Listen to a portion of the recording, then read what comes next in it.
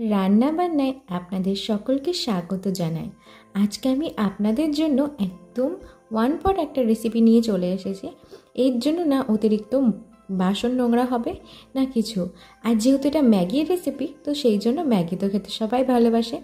আজকে আমি আপনাদেরকে এগ তড়কাওয়ালা ম্যাগি তৈরি করে দেখাবো। তো চলুন তৈরি করে নেওয়া যাক। সবার প্রথমে আমি এখানে একটু রিফাইন তেল নিয়েছি। আপনারা চাইলে কিন্তু এখানে রিফাইন তেলের পরিবর্তে যে কোনো তেল ব্যবহার করতে পারেন, অলিভ অয়েল হোক বা যে কোনো কিছু। তেলের পরিমাণটা একটু কমই রাখতে হবে। আমি এখানে দিয়ে দিচ্ছি একটু জিরে ফোড়ন, আর তারপরে দিয়ে দিচ্ছি রসুন কুচি। রসুন কুচির পরিমাণটা কিন্তু আমি একটু বেশি রেখেছি, প্রায় 2 চামচ পরিমাণে এখানে রসুন কুচি আমি ব্যবহার করছি।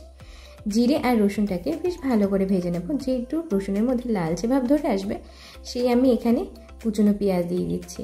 আমি যেহেতু এখানে ওয়ান পট তৈরি করছি, আর তারপর আমি একটু সামান্য কিছু জিনিস দিয়ে তৈরি করছি, খুব একটা বেশি সবজি ব্যবহার করছি যে। আপনারা চাইলে কিন্তু এখানে সবজি ব্যবহার করতে পারেন। আমি যেহেতু খুব একটা বেশি সবজি ব্যবহার করছি না, তাই কিন্তু এটা খুব ঝটপট তৈরি হয়ে যাবে। 2 মিনিটের থেকেও কম সময়ের মধ্যে এটা আমি তৈরি করে নিতে পারবো।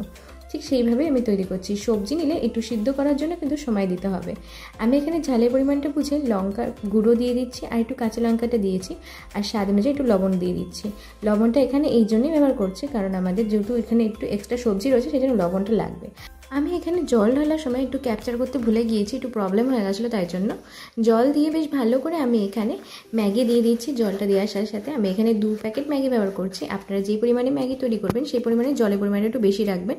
ম্যাগিটা দেওয়ার পরে আমি এখানে ম্যাগির যে ভিতরে যে মশলাগুলো থাকে সেই মশলা দিয়ে দিচ্ছি। আর গ্যাসের ফ্লেমটা কিন্তু আমি এই সময় মিডিয়ামে দিয়ে রেখে দিয়েছি। মিডিয়ামে দিয়ে বেশ ভালো করে আমি এখানে ম্যাগিটা সবার প্রথমে একটু সিদ্ধ করে নিচ্ছি, ভালো করে নাড়িয়ে দেবো।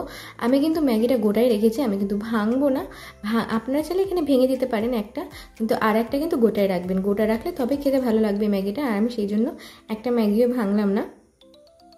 আর আপনারা যদি এটা বাচ্চাদের জন্য তৈরি করে থাকেন, তো অবভিয়াসলি লঙ্কার গুঁড়ো আর কাঁচা লঙ্কাটা একদম স্কিপ করে যাবেন। আর তারপরে আমি এখানে দিয়ে দিচ্ছি ডিম।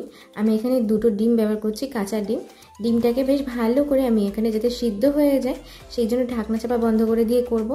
গ্যাসের ফ্লেমটা মিডিয়ামে দিয়ে কিছু সেকেন্ড অপেক্ষা করলেই আপনারা দেখতে পারবেন আপনাদের ডিমের পোস্টটা খুব সুন্দরভাবে হয়ে গেছে।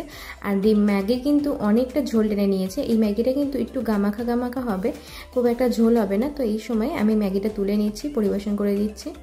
আজকে কিন্তু আমার এগ তড়কাওয়ালা ম্যাগি রেসিপি রেডি হয়ে গেছে। আজকের এই ম্যাগি রেসিপিটা যদি আপনাদের ভালো লেগে থাকে, তাহলে অবশ্যই কিন্তু আপনারা একবার এইভাবে হলেও বাড়িতে তৈরি করবেন, এবং তৈরি করার পরে আমাকে কমেন্ট করে জানাবেন আপনাদের কেমন লাগলো। আজকের এই রেসিপিটা যদি আপনাদের ভালো লেগে থাকে, তো একটা like, comment, share and subscribe করে পাশে থাকবেন।